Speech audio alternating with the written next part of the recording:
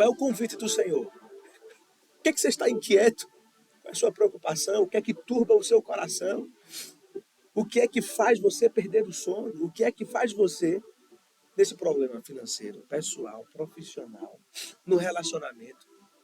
O que é que faz perder a sua paz? Se existe um comando simples, dirigido pelo apóstolo Paulo, mais uma vez, Filipenses 4, não estejais inquietos por coisa alguma, antes as vossas petições sejam tudo conhecidas diante de Deus. O Senhor falando pela boca de Isaías, ele disse assim, ó, eis que a mão do Senhor não está encolhida para que não possa salvar, nem os seus ouvidos estão fechados para que não possa ouvir. Mas as vossas iniquidades fazem divisão entre vós e o vosso Deus. Veja, a única coisa que impede a bênção de Deus nas nossas vidas é a falta de relacionamento. E em sua maioria, a falta de relacionamento, a falta de intimidade com Deus está ligada ao pecado. Porque eu falho hoje e eu não quero clamar a Deus. Existe um pensamento religioso em cima disso. Deus é vingativo, Deus é um fogo consumidor, Deus é isso, Deus é carrasco, Deus vai lhe pegar. Deus vai fazer isso com você, Deus vai fazer aquilo com você. E é verdade, isso é bíblico. Mas acima de tudo, Deus é amor, afinal, qual a razão dele ter enviado seu filho? E a palavra vai dizer que esse amor, ele é rico.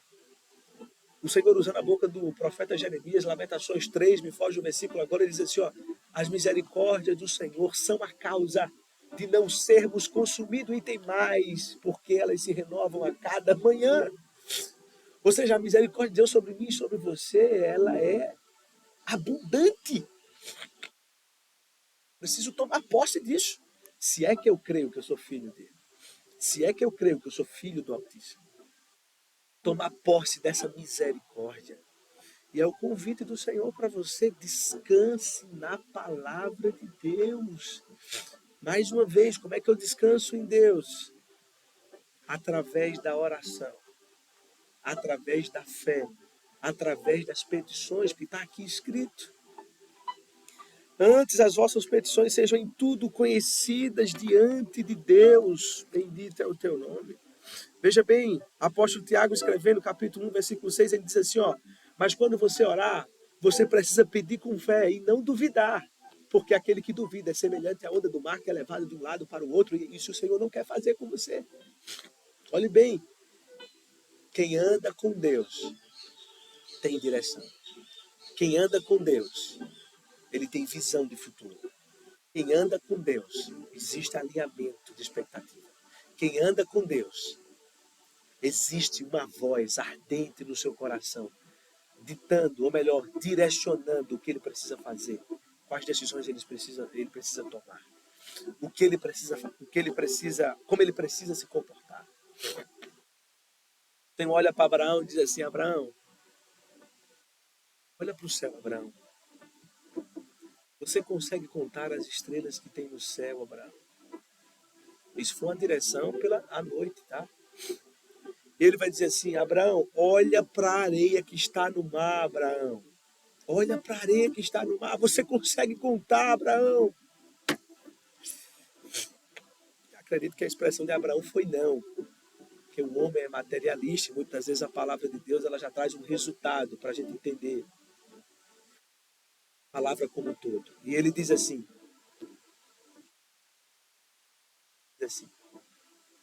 assim será a tua descendência.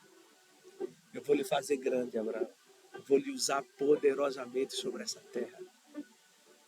Eu vou lhe usar de uma forma soberana, Abraão. Mais uma vez, olhe para as estrelas, você consegue contar? Assim será a tua descendência. Mas tem uma coisa, Abraão, sai da tua terra.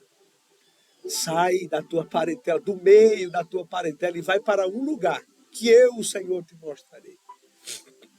Veja, amados, crer naquilo que o Espírito tem arquitetado para mim e para você implica em fé. O Senhor provou Abraão, certo? O Senhor provou Abraão. Abraão, é coisa grande que eu tenho para você. Abraão, o que eu tenho desenhado para você é coisa tremenda, Abraão. Talvez não passou do seu coração. O que eu tenho desenhado para a sua vida, o que eu tenho arquitetado para a sua vida. Mas existe um comando aí, Abraão. Sai da tua terra. sai do meio dos teus e vai para um lugar que eu, o Senhor, te mostrarei. Existe uma mensagem poderosa nesse texto, amados. E isso é descansar no Senhor. Se você quiser viver o extraordinário de Deus, você precisa tomar novas decisões para viver aquilo que o Espírito tem determinado para a sua vida. E a palavra vai dizer que as coisas velhas se passaram e eis que tudo se fez novo. E esse fazer novo é quando eu tomo a decisão de mudar comportamentos, mesas que eu sento, ambientes que eu frequento, em prol dessa nova visão. Veja bem para isso, olhe bem para isso. Abraão, eu tenho uma coisa grande para você, Abraão. Abraão, é coisa tremenda. Abraão, mais uma vez, olhe para a estrela. Você consegue contar as estrelas? Olhe para as areias, olhe bem, olhe para as areias do mar. Areia do mar. Se possível for, pegue um bocado aí na sua mão. Você consegue contar? Não, eu vou lhe fazer grande. É coisa tremenda que eu vou fazer. E talvez Abraão tivesse maravilhado, porque eu também estaria, certo? Nós amamos receber promessas. Amamos receber promessas. Não, o que nós não amamos é buscar ao Senhor. E a nossa desculpa está na procrastinação, está na falta de tempo, nossa desculpa está na correria do dia a dia. E essa desculpa nos leva a nos afastarmos do Senhor. Essa desculpa nos leva a não viver aquilo que o Espírito Santo tem nos trazido como direção. Você lembra do trecho anterior que a gente leu, Salmo 119, versículo 105? Lâmpada para os meus pés é a tua palavra e luz para o meu caminho. Veja, o Espírito não quer apenas trazer consciência. O Espírito não quer apenas fazer promessa para você. Muito mais que isso, ele entende que você tem uma jornada a percorrer, certo? Que você tem uma jornada a trilhar, certo? E ele quer se apresentar não apenas como essa lâmpada, lhe trazendo consciência, mas como essa luz que vai apontar para você uma direção. Chega de viver perdido. Paulo escrevendo, 1 Coríntios 10, 23, se não falha a memória, quer comais, quer bebais, quer tudo o que façais, fazei para a glória de Deus. O convite do Espírito é que você convide ele para o seu pilar intelectual, para o seu pilar emocional, para o seu pilar financeiro, para o seu pilar servil, para o seu pilar parentes, para o seu pilar conjugal. Todas as áreas da sua vida você convida o Espírito Santo para fazer parte. E quando eu convido o Espírito Santo para fazer parte da minha vida como um todo, nós vamos vivenciar o que está escrito no nosso texto base, Filipenses 4, 6 e 7, para você que está chegando agora. Não estejais inquietos por coisa alguma. E como é que eu faço para não estar inquieto? As suas petições precisam ser conhecidas diante de Deus. Você precisa desenvolver um relacionamento com o Senhor através da oração. E essa busca com o Senhor vai gerar entre você e Deus uma coisa chamada intimidade. E essa intimidade vai fazer você viver uma vida extraordinária. E esse extraordinário é viver sobre a direção de Deus. É viver sobre esse alinhamento de propósito, sobre esse alinhamento de expectativa. Eu não sei o que é que lhe preocupa essa manhã. Eu não sei quantos problemas você precisa resolver nessa manhã. Eu não sei o que é que lhe turba. Mas tem uma palavra de Deus aqui para mim e para você. Um texto milenar, que eu não me canso de dizer, que já passou pelo crivo do tempo. E pedires em oração, crendo, recebereis para a glória de Deus. Escreva aí, ó, eu recebo. Escreva aí, eu recebo. Escreva aí abaixo. Eu recebo, eu creio. Repito, Mateus 21, 22. E tudo o que pedires em oração, crendo, recebereis para a glória de Deus. Jesus falando com os seus discípulos. Mateus capítulo 6, versículo 26, está escrito. Ele dizendo para os discípulos que estavam preocupados, certo? Olhando para os discípulos que estavam turbados. Olhai para as aves do céu. Olhai para as aves do céu, que não semeiam, não ceifa. Em outras palavras, olhe para as aves do céu que não trabalham, não fazem nada. E mesmo assim o Senhor dá o seu sustento. E ele termina o texto, acho que é o versículo 27, se não me falha a memória, é o próprio 26. Ele vai dizer assim, ó, vocês são mais importantes que os passarinhos. Olhe bem para isso. Repito, uma palavra simples, mas poderosa. Olhe para os pássaros. Eles não plantam, eles não semeiam, eles não ceifam. Olhe bem, não cegam, olhe bem para isso. Mas o Senhor não deixa faltar o seu sustento. E ele termina dizendo, vocês são mais importantes que os pássaros. Por que mais importante que os pássaros? Porque nós fomos a maior obra de Deus feita sobre a terra. Está escrito, está lá. O início das coisas, Gênesis 1, está lá. E viu Deus que era bom. Não foi um erro o Espírito ter nos feito, o Senhor ter nos feito, não foi um erro. E viu Deus que era bom, e viu Deus que era bom, e viu Deus que era bom, repetidas vezes. Nós somos o maior projeto de Deus na terra. Escreva amém. Escreva amém, se você crê nisso.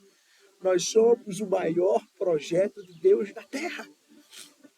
O problema é que eu não creio nisso. O problema é que você não crê nisso. Esse é o problema. E por não crer, qual que é a vontade do nosso opositor? Está escrito. Foi Jesus que disse isso. Foi Jesus que disse isso. Eis que o vosso opositor, ele veio para matar, olhe bem, roubar e destruir. Matar a tua fé, roubar a tua esperança e destruir a sua vida. O nosso opositor, se existe uma habilidade que ele tem é de ser perseverante. É incrível a habilidade que o opositor tem. É incrível essa habilidade que o nosso adversário tem em ser perseverante. Foi Jesus que disse isso. A vontade do vosso adversário é matar, roubar e destruir. Mas ele completa o trecho. E eu tomo posse dessa palavra. Mas eu vim para que tenham vida e vida com abundância. Olhe bem para isso. Vida com abundância. Essa é a vontade de Deus. Vivermos esse transbordo.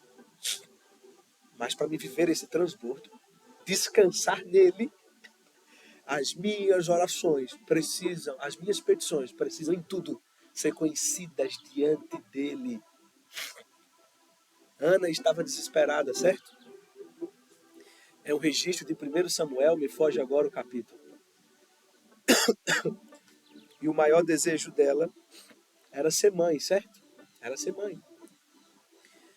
E as escrituras vão afirmar que um meio que Ana utilizou para viver um dos maiores milagres que encontramos nas escrituras, de ser mãe, e de gerar um dos maiores homens da palavra de Deus, que foi Samuel, foi por meio da oração.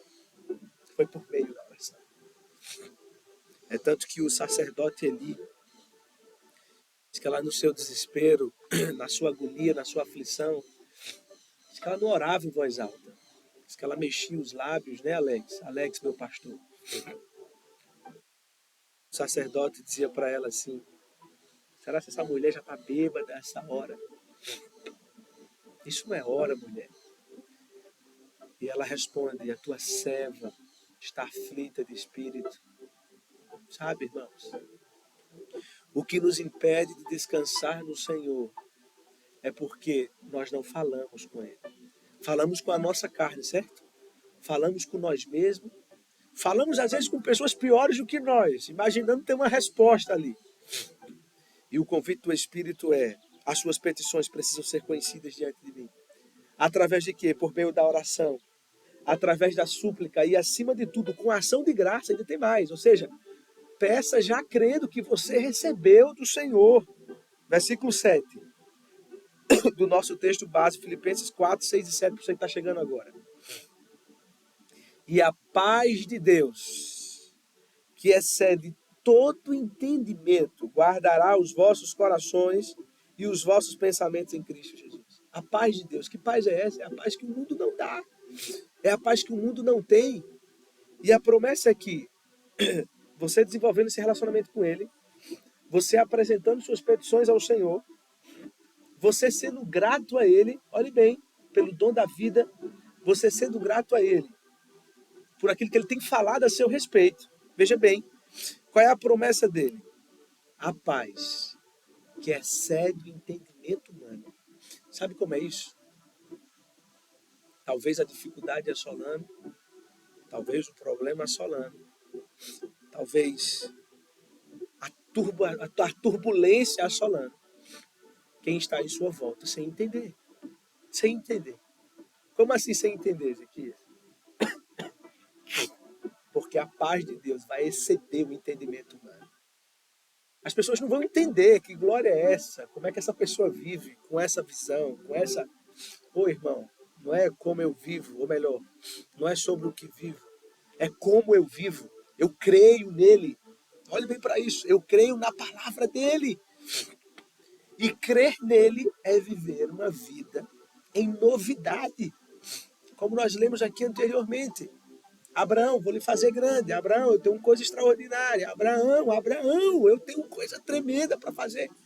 Mas tem uma coisa, Abraão, sai do meio da tua terra, sai do meio da tua parentela. Ou seja, existem condições para que o Espírito de Deus manifeste o seu propósito na nossa vida. Na guerra, o lugar que você escolhe para se esconder vai te proteger. Amém. Amém. A paz do Senhor te traz proteção. Amém. Amém. Olhe bem a promessa, irmão Alex e demais. Tia Luzia e todos que estão nos acompanhando, Michele Saquita e todos aí que estão nos acompanhando. E a paz de Deus, que excede o entendimento, guardará os vossos corações. Olha a promessa de Deus para mim e para você. Essa paz vai proteger o seu coração. Você sabe por quê? Porque o sábio escrevendo, ele disse que você tem que tomar cuidado com o seu coração, certo? Por quê? Porque é dele que procede as fontes da vida. Olhe bem para isso. E essa paz de Deus vai guardar o seu coração. Certo? Porque Ezequias, porque a gratidão, esse ato de orar com gratidão, é porque justamente a gratidão é a memória do coração, certo? E o Espírito Santo vai testificar no seu coração, e isso é bíblico. Isso é bíblico. E não só vai guardar o seu coração, como também vai guardar o seu pensamento em Cristo Jesus. Esses dias eu recebi uma pergunta. Mas aqui tem coisa que me vem aqui à mente que eu não tenho controle. Às vezes vem pensamentos contrários, pensamentos. E aí, o que é que eu faço? Está aqui o comando de Deus para a sua vida.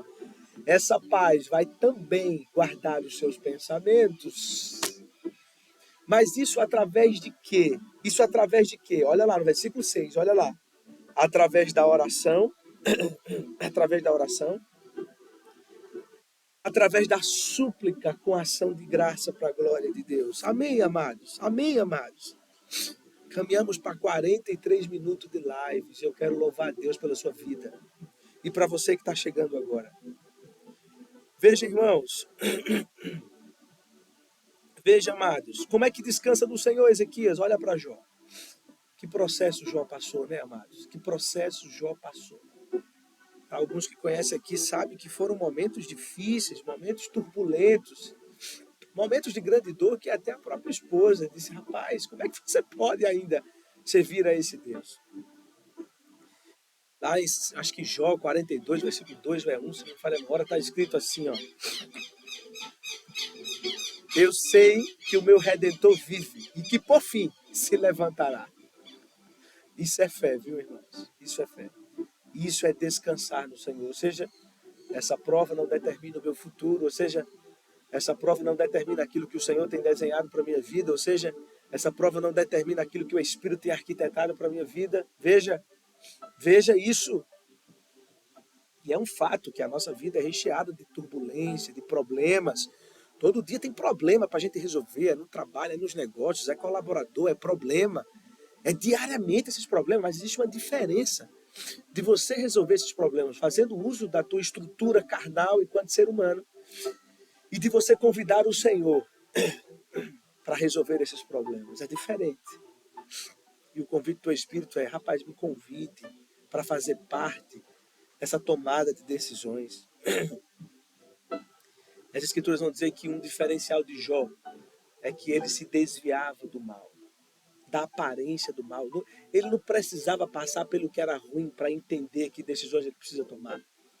Veja, nessa palavra nós aprendemos uma coisa, que a consciência é um caminho para a mudança. A consciência é um caminho para uma vida nova. E é isso que o Espírito quer fazer comigo e com você nessa manhã. Para que você tome consciência daquilo que o Espírito Santo tem falado a meu e a seu respeito. Olhe bem para isso. Quando a gente olha lá,